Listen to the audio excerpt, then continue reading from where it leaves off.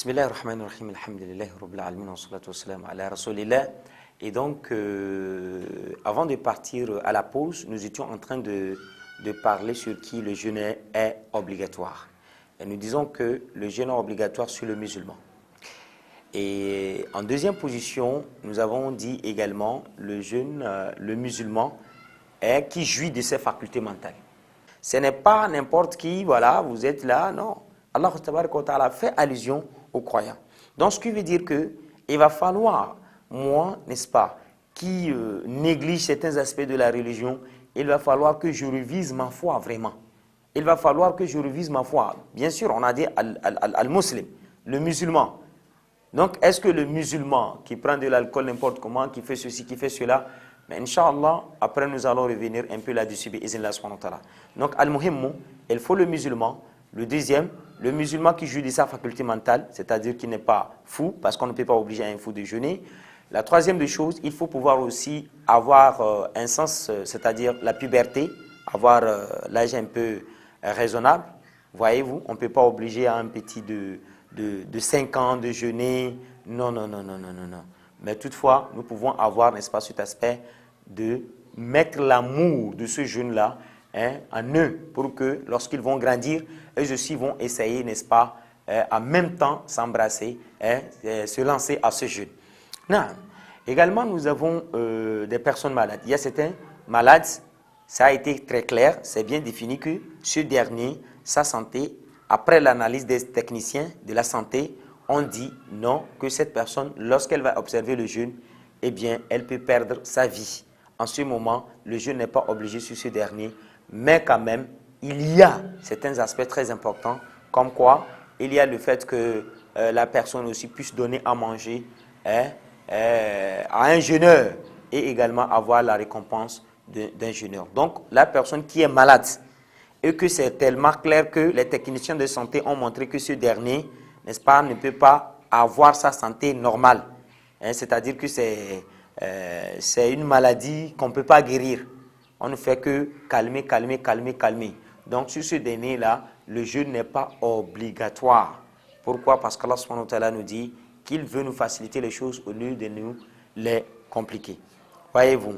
Bon. Également, il y a certaines personnes, n'est-ce pas, qui n'ont pas, c'est-à-dire qui sont à l'intermédiaire.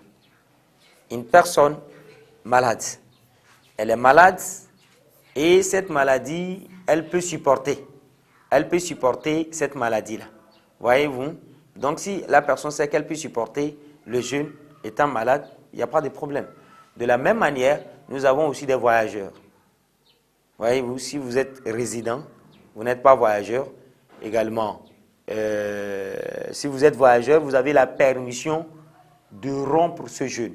Et il y a beaucoup des oulémas qui nous disent, et donc pour ce voyageur, il va falloir au moins qu'il dépasse les 80 km. Donc ceci, si nous avons des moyens de déplacement qui nous permettent de faire le voyage sans aucun problème, mais restons toujours dans cette logique. Vous avez la permission, lorsque vous dépassez c'est-à-dire cette distance-là, vous avez la permission de rompre le jeûne ou soit d'observer le jeûne. Et je pense que lorsqu'on aura à observer, on est bien. Voyez-vous, si nous avons cette possibilité d'observer le jeûne, c'est bien que de le rompre. Donc voilà les personnes, n'est-ce pas, voilà les conditions qui permettent, qui exigent une personne de jeûner. Donc une fois que je suis un musulman, une fois que je joue de ma faculté mentale, je ne suis pas fou, raisonnablement, je suis bien.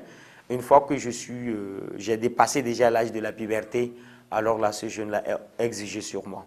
De la même manière, si je ne suis pas malade, voilà, et que j'ai ma bonne santé, je ne suis pas un voyageur, et donc là, le jeûne est exigé sur moi. De la même manière, vous pouvez trouver une personne, si je parle de la maladie, on peut, dans la même direction, mettre des femmes enceintes.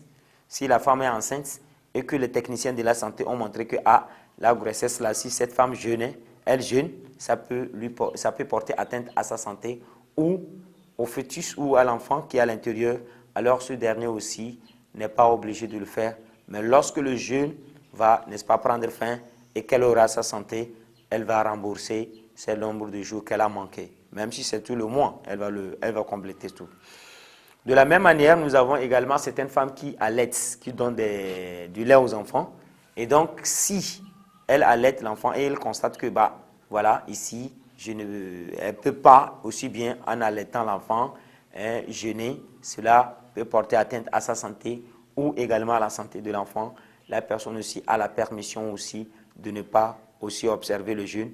Mais lorsqu'elle va sortir de ces conditions-là, elle est obligée maintenant de rembourser ces jours qu'elle a manqués. Et donc, voilà à peu près des personnes, n'est-ce pas, qui ont l'obligation de jeûner et des personnes qui ont également la permission de rompre le jeûne et de rembourser. Des personnes qui ne vont pas rembourser le jeûne, Allah subhanahu wa ta'ala leur a montré qu'est-ce qu'il faut faire.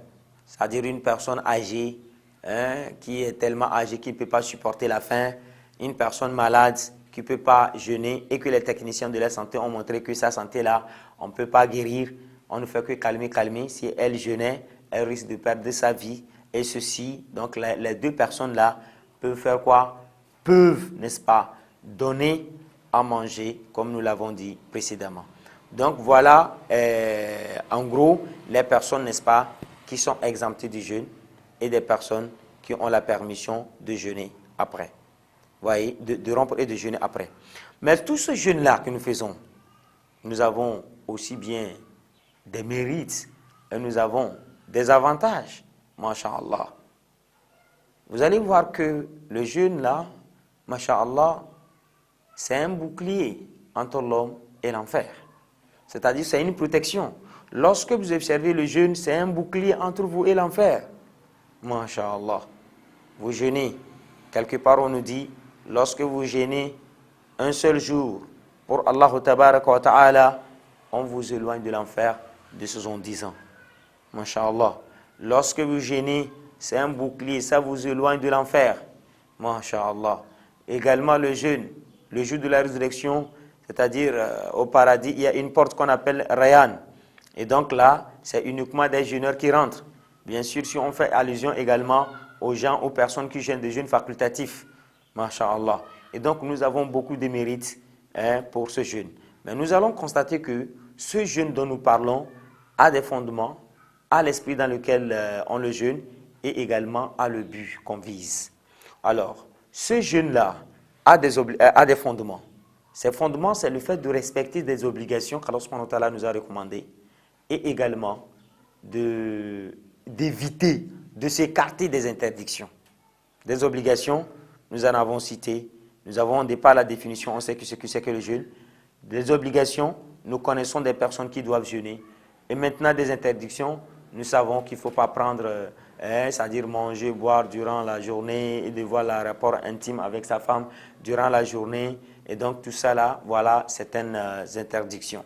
Et de la même manière, nous avons également l'esprit dans lequel on veut jeûner.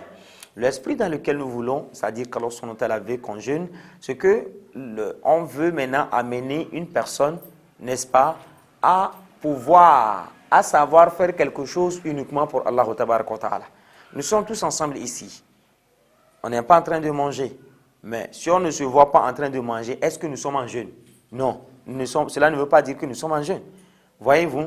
Donc ceci veut dire que l'esprit dans lequel on veut, qu'on jeûne, c'est-à-dire qu'on veut, l'esprit qu'on veut du jeûneur, c'est qu'on veut l'apprendre à faire quelque chose uniquement pour Allah subhanahu wa ta'ala. Cela mène à avoir la sincérité dans ses œuvres. Et donc nous sommes arrivés à la fin de notre émission, Inch'Allah. Au cours de nos émissions prochaines, nous allons continuer avec le but et comment, n'est-ce pas, avoir son jeûne agréé.